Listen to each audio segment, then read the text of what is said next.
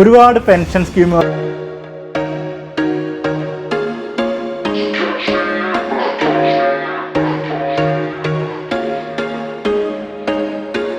There was once a day that I would pray for you. I'd go and misbehave just so you'd notice too. Sneaking looks up and down from across the room. And damn, what a hell of a view. I feel good, you look great, I like you, I can't wait. A first time, a first date, you're so fine, I'm so late. നമസ്കാരം, ജനീഷാണ്. നമ്മുടെ പുതിയൊരു വീഡിയോയിലേക്ക് എല്ലാവർക്കും സ്വാഗതം. ഇന്ന് നമ്മൾ സംസാരിക്കാൻ പോകുന്നത് കേരള പ്രവാസി പെൻഷനെ പറ്റിയാണ്. ഒരുപാട് പെൻഷൻ സ്കീമുകളുള്ള ഒരു സ്റ്റേറ്റാണ് നമ്മുടെ കേരളം, അല്ലേ?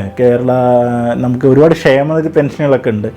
നമ്മുടെ ക്ഷേമനിധി പെൻഷനുകൾ കാരണമാണ് നമ്മുടെ പിണറായി സർക്കാർ തന്നെ രണ്ടാമത് വന്നെന്നൊക്കെയാണ് നമ്മൾ ന്യൂസിലൊക്കെ കേട്ടിട്ടുള്ളത്, അല്ലെങ്കിൽ ഒരു കാരണം അതായിരുന്നു. അങ്ങനെ ഒരു പ്രവാസി പെൻഷൻ നമ്മുടെ സ്റ്റേറ്റിൽ തുടങ്ങിയിട്ട് ഒരുപാട് വർഷങ്ങളായി. പക്ഷേ അത് ഓൺലൈനായിട്ട് സ്റ്റാർട്ട് ചെയ്ത് 2017 അവസാനത്തോടെയോ അല്ലെങ്കിൽ 2018 ആരംഭത്തിലാണ്.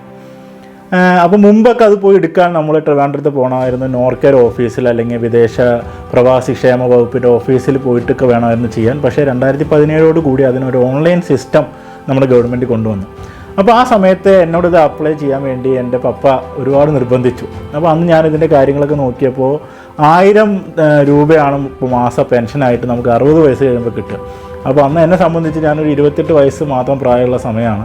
അപ്പോൾ ഞാൻ വിചാരിച്ചു, എന്താ ഇപ്പോൾ ഇതുകൊണ്ട് ഒരു കാര്യം, ഒരു 1000 രൂപ കിട്ടാൻ വേണ്ടി ഞാൻ എല്ലാ മാസം 300 രൂപ വെച്ച് അത് മെനക്കെട്ടിരുന്ന് അടയ്ക്കണം. അങ്ങനെ എന്തായാലും വീട്ടിലെ നിർബന്ധത്തിന് വഴങ്ങി ഞാനതിന് ചേർന്നു.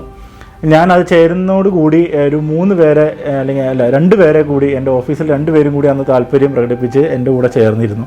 അതിലൊരാൾക്ക് ഇപ്പോൾ പെൻഷൻ കിട്ടിത്തുടങ്ങി എന്നതാണ് ഇന്ന് ഈ വീഡിയോ ചെയ്യാനുള്ള ഒരു പ്രധാനപ്പെട്ട കാരണം.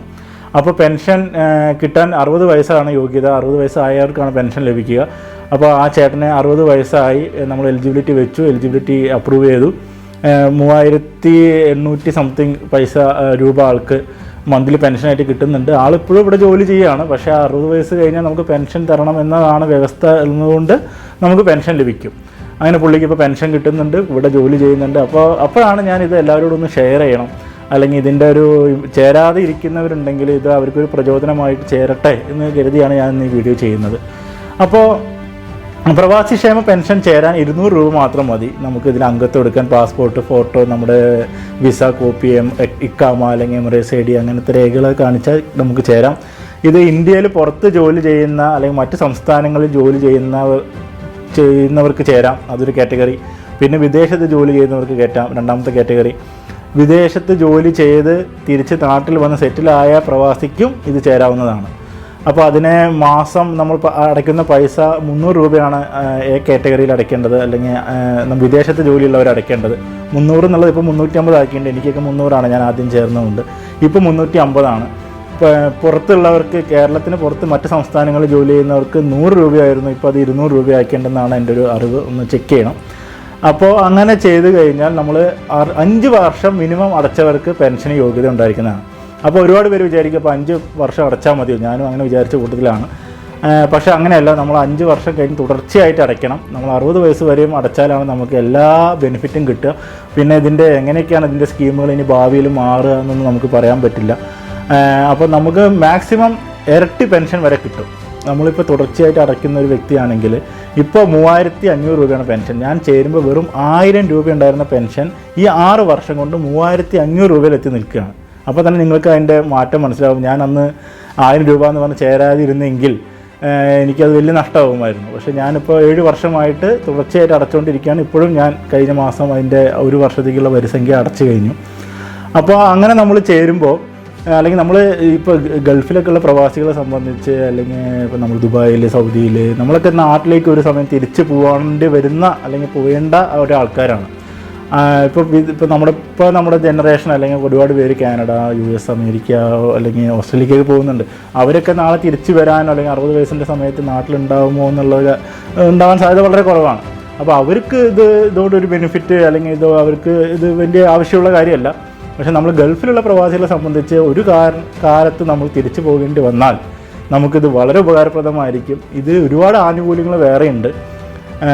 ഇപ്പോൾ ഞാൻ പറഞ്ഞു, നമുക്ക് ഇപ്പോൾ 3500 രൂപ പെൻഷൻ എന്നുള്ളത് 7000 രൂപ വരെ കിട്ടുമ്പോൾ, അതായത് ഇരട്ടി പെൻഷൻ വരെ നമ്മൾ തുടർച്ചയായിട്ട് അടയ്ക്കുന്ന വ്യക്തിയാണെങ്കിൽ 7,000 രൂപ വരെ ഇരട്ടി പെൻഷൻ ലഭിക്കാൻ വരെ യോഗ്യതയുണ്ട്. അതുകൂടാതെ 50,000 രൂപ നമുക്ക് ചികിത്സാ സഹായം ഒരു വർഷം ലഭിക്കാൻ ഉള്ള ഒരു ആനുകൂല്യം ഇതിലുണ്ട്. നമ്മൾ എന്തെങ്കിലും ട്രീറ്റ്മെൻറ്റിന് പോവുകയാണെങ്കിൽ നമ്മൾ അതിൻ്റെ ബില്ലുകളെല്ലാം ഹാജരാക്കി കഴിഞ്ഞാൽ അവരത് ഇവാലുവേറ്റ് ചെയ്ത് 50,000 രൂപ വരെയുള്ള സഹായം നമുക്ക് ലഭിക്കും. അതുപോലെ പെൺകുട്ടികളാണെങ്കിൽ ഇപ്പോൾ ഒരുപാട് പെൺകുട്ടികൾ കല്യാണത്തിന് മുമ്പേ വിദേശത്ത് വന്ന് ജോലി ചെയ്യുന്ന പെൺകുട്ടികളൊക്കെ ഉണ്ട്. അവർക്കൊക്കെ 2 കൊല്ലം 3 കൊല്ലം ഈ അംശാദായം അടച്ച വ്യക്തികളാണെങ്കിൽ അവർക്ക് വിവാഹ ധനസഹായമായിട്ടൊരു തുക ലഭിക്കും. അതുപോലെ പ്രസവത്തിൻ്റെ സമയത്തൊരു തുക ലഭിക്കും. അതിപ്പോൾ ചേർന്ന വ്യക്തിയുടെ മക്കൾക്കും പെൺകുട്ടികൾക്കും അത് ലഭിക്കുന്നതായിരിക്കും. അതുപോലെ അവർ അബോർഷൻ അങ്ങനെ എന്തെങ്കിലും ഒരു സിറ്റുവേഷൻ വരികയാണെങ്കിൽ അതിനും ഒരു ധനസഹായം പോലെ, അതൊക്കെ ചെറിയ തുകയാണ് ഇപ്പോഴത്തെ ഒരു ഇതിൽ. പക്ഷേ അതൊക്കെ എപ്പോൾ വേണമെങ്കിൽ മാറ്റാം. പിന്നെ നാട്ടിലെ ചികിത്സയ്ക്കുള്ള പൈസ എന്നുള്ള രീതിയിലാണ് ഗവൺമെൻറ് അത് തരുന്നത്. അപ്പോൾ അത് നമ്മൾ അത്ര വലിയ ഇതാക്കി എടുക്കേണ്ട കാര്യമില്ല. നമ്മളിത് ചേരുക അല്ലെങ്കിൽ ഇത് തുടർന്ന് നമ്മൾ മുന്നോട്ട് പോവുക. കാലങ്ങളിൽ ഇതിൽ വരുന്ന മാറ്റങ്ങൾ നമുക്ക് അപ്പോഴേ ബെനിഫിറ്റ് നമുക്ക് പൂർണ്ണമായിട്ട് ലഭിക്കുകയുള്ളൂ എന്നതാണ് ഇതിൻ്റെ മെയിൻ ക്യാച്ച്. അപ്പോൾ അതുപോലെ തന്നെ അതുപോലെ നമ്മൾ ഈ പ്രവാസത്തിനിടയിൽ നമ്മളിത് അടച്ചുകൊണ്ടിരിക്കുന്നതിൻ്റെ ഇടയിൽ നമ്മൾ മരണപ്പെടുകയാണെങ്കിൽ നമുക്ക് 50,000 രൂപ ധനസഹായം നമ്മുടെ കുടുംബത്തിന് ലഭിക്കും. അതുകൂടാതെ നമുക്ക് ഫാമിലി പെൻഷനും അർഹതയുണ്ട്. മറ്റ് പെൻഷനുകളൊക്കെ പോലെ ഗവൺമെൻറ് പെൻഷനുകൾ പോലെ തന്നെ നമ്മുടെ ഫാമിലിക്ക് തുടർന്ന് പെൻഷൻ അത് പകുതി 50% മറ്റോ ആണെന്ന് തോന്നുന്നു അതിൻ്റെ അർഹത ഉണ്ടായിരിക്കുന്നതാണ്. അപ്പോൾ അങ്ങനെ ഒരുപാട് നല്ല കാര്യങ്ങൾ അല്ലെങ്കിൽ നല്ല ബെനിഫിറ്റുള്ള ഒരു പെൻഷനാണ് പ്രവാസി കേരള ക്ഷേമനിധി അല്ലെങ്കിൽ ആ ഒരു ഇത്. അപ്പോൾ നമ്മൾ എന്തായാലും ഇത് ചേരാത്ത പ്രവാസി മലയാളി ഉണ്ടെങ്കിൽ അതെന്തായാലും ചേർന്നിരിക്കണം. നിങ്ങൾക്ക് ഓൺലൈൻ നോക്കിയാൽ തന്നെ ഈസി ആയിട്ട് ചേരാൻ സാധിക്കുന്നതാണ്. ഇനി അതല്ല നിങ്ങൾക്ക് വലിയ ബുദ്ധിമുട്ട് തോന്നുന്നുണ്ടെങ്കിൽ ഞാനൊരു നമ്പർ താഴെ കൊടുക്കാം. നമ്മുടെ ഒരു സലിമിക്കയുടെ നമ്പറാണ്. പുള്ളി ടൈപ്പിംഗ് സെൻറ്ററിൽ ഷാർജയിൽ ചെയ്യുന്ന നമുക്ക് ഒരുപാട് ഹെൽപ്പ് ചെയ്തിട്ടുള്ള വ്യക്തിയാണ്. അപ്പോൾ പുള്ളി ഇങ്ങനെ ഇതെല്ലാം ചെയ്ത് കൊടുക്കുന്നുണ്ട്. അപ്പോൾ അവർക്ക് ഇപ്പോൾ നമ്മുടെ പ്രവാസത്തിൽ ഇവിടെ ഗൾഫിലുള്ള എല്ലാവരും ലാപ്ടോപ്പും കമ്പ്യൂട്ടറും ഓൺലൈനും ഇൻ്റർനെറ്റുമായിട്ട് സദാ നേരം ജോലി ചെയ്യുന്ന ആൾക്കാരല്ല, സാധാരണക്കാരാണ് കൂടുതൽ. അപ്പോൾ അവർക്കൊക്കെ ഈ രേഖകൾ അല്ലെങ്കിൽ പുള്ളി പറയുന്ന ഡോക്യുമെൻ്റ് അയച്ചു കൊടുത്താൽ പുള്ളിക്ക് ചെയ്തു തരാൻ സാധിക്കും. അപ്പോൾ ഞാൻ ആ നമ്പർ താഴെ കൊടുക്കാം. അപ്പോൾ പുള്ളി ബന്ധപ്പെട്ടാൽ നിങ്ങൾക്ക് വളരെ ഈസി ആയിട്ട് പുള്ളി എല്ലാം ചെയ്ത് പറഞ്ഞു തരുന്നതായിരിക്കും. അപ്പോൾ അങ്ങനെ നിർബന്ധമായിട്ടും നമ്മൾ ഈ പ്രവാസി പെൻഷൻ സ്കീമിൽ ചേരണം. അത് നിങ്ങൾ വയസ്സൊരു മാനദണ്ഡം ആക്കണ്ട. നിങ്ങൾ 40 വയസ്സായ ആളായിക്കോട്ടെ, 20 വയസ്സായ ആളായിക്കോട്ടെ, അല്ലെങ്കിൽ 30 വയസ്സായ ആളായിക്കോട്ടെ, നിങ്ങൾക്ക് ദുബായിൽ ഒരു റെസിഡൻസ് വിസ ഉണ്ടോ അല്ലെങ്കിൽ സൗദിയിലോ അല്ലെങ്കിൽ ഖത്തറിലോ അല്ലെങ്കിൽ എവിടെയെങ്കിലും ഒരു പ്രവാസി ഒരു രേഖ ഉണ്ടെങ്കിൽ നിങ്ങൾ ഈ പെൻഷൻ ഈ സ്കീമിൽ അപ്ലൈ ചെയ്തിരിക്കണം. കാരണം നമുക്ക് 300 രൂപ എന്ന് പറഞ്ഞാൽ നമുക്കൊരു വർഷം 3600 രൂപ, ഒരു 1000 അല്ലെങ്കിൽ 150 ദിർഹത്തിൻ്റെ കേസാണ് ഇന്നത്തെ ഇത് പ്രകാരമുള്ളത്. 3500 രൂപ എന്നുള്ളത് നമുക്ക് ഇപ്പോഴത്തെ അവസ്ഥയിൽ നമുക്കതൊരു വലിയ തുകയല്ല. ഏത് പ്രവാസിയെ സംബന്ധിച്ചും ഒരു വർഷത്തേക്ക് അതൊരു വലിയ തുകയല്ല. അപ്പോൾ അത് ചേർന്ന് കഴിഞ്ഞാൽ നമുക്ക് കിട്ടുന്ന ബെനിഫിറ്റ് വളരെ നല്ലതാണ്. ഇപ്പോൾ ഞാൻ പറഞ്ഞ എൻ്റെ കൂടെ ഉണ്ടായിരുന്ന ആ ചേട്ടൻ 54-ാം വയസ്സിൽ പുള്ളി ഇത് ചേരുമ്പോൾ പുള്ളിയും വെറുതെ ഞാൻ ചേരുന്നത് കണ്ടിട്ട് പുള്ളി അന്നൊന്ന് ചേരാം എന്ന് പറഞ്ഞിട്ട് എൻ്റെ കൂടെ അങ്ങനെ അന്ന് ചേർന്നാണ്. പക്ഷേ പുള്ളിക്ക് ഇപ്പോൾ ആ പെൻഷൻ പൈസ നാട്ടിൽ കിട്ടി തുടങ്ങിയപ്പോൾ പുള്ളിയെ സംബന്ധിച്ച് ഒരു ചെറിയ തുകയാണ്. ഒരു 3800 രൂപ എന്ന് പറയുന്നത് പുള്ളിയെ സംബന്ധിച്ച് വളരെ ചെറിയ തുകയാണ്. പക്ഷേ ആ സന്തോഷം പുള്ളിക്ക് അല്ലെങ്കിൽ ഇങ്ങനൊരു പൈസ എനിക്ക് കിട്ടുകയാണല്ലോ, ഞാൻ പെൻഷൻ പോലെ ഒരു തുക എനിക്ക് കിട്ടുന്നു എന്നുള്ളത് ഒരു വലിയ സാറ്റിസ്ഫാക്ഷനാണ് പുള്ളിയെ സംബന്ധിച്ച്.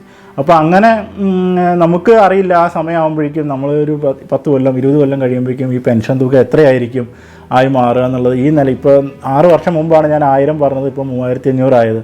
അപ്പോൾ ഒരു 10 കൊല്ലം 20 കൊല്ലം കഴിയുമ്പോൾ എന്തായാലും ആ സംഖ്യ കൂടുതലായിരിക്കും. അപ്പോൾ നമുക്ക് ലഭിക്കുക ആ പെൻഷൻ തുകയായിരിക്കും നമ്മൾ ലഭിക്കുക. നമ്മളപ്പോഴും അടയ്ക്കുന്നത് ഈ 300-350 രൂപ മാത്രമാണ്.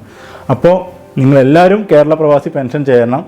എന്തെങ്കിലും സംശയം ഉണ്ടെങ്കിൽ സലിമിക്കയെ കോൺടാക്റ്റ് ചെയ്യാം. ഞാൻ പുള്ളിയുടെ നമ്പർ കൊടുത്തിട്ടുണ്ട്, ഡിസ്ക്രിപ്ഷൻ ബോക്സിലും കൊടുക്കാം. നിങ്ങൾ ഇതുമായി ബന്ധപ്പെട്ട് നിങ്ങൾക്ക് എന്തെങ്കിലും സംശയം ഉണ്ടെങ്കിൽ നമ്മുടെ കമൻറ്റ് ബോക്സിൽ അറിയിക്കാം. നമ്മുടെ വീഡിയോകൾ ഇഷ്ടപ്പെടുകയാണെങ്കിൽ ലൈക്ക് ചെയ്യണം, കമൻറ്റ് ചെയ്യണം. സബ്സ്ക്രിപ്ഷൻ നിങ്ങൾ താല്പര്യമുണ്ടെങ്കിൽ മാത്രം ചെയ്താൽ മതി. ആർക്കും നമ്മൾ അങ്ങനെ സബ്സ്ക്രൈബ് ചെയ്യണം എന്നൊന്നും പറയുന്നില്ല. എന്തായാലും നിങ്ങളുടെ അഭിപ്രായങ്ങൾ ഞങ്ങളെ അറിയിക്കുക. Thank you.